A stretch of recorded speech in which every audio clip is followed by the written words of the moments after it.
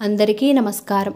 హనుమంతుణ్ణి ఇలా ఆరాధిస్తే ఎటువంటి సమస్యలైనా తొలగును.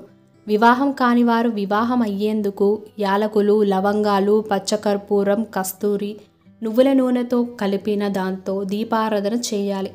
అమావాస్య తిథిలో హనుమంతునికి నెయ్యితో దీపం వెలిగిస్తే వారికి సకల సంపదలు చేకూరుతాయి.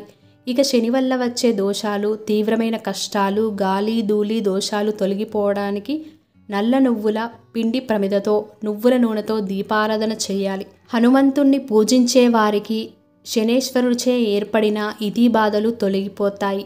ఈ పరిహారాల్లో దేన్నైనా ఆంజనేయ స్వామికి 41 రోజులు నియమంగా చేయాలి. ఇలా చేస్తే ఎటువంటి సమస్యలైనా తొలగిపోతాయని తాళపత్ర గ్రంథంలో అయితే రాసి ఉంది.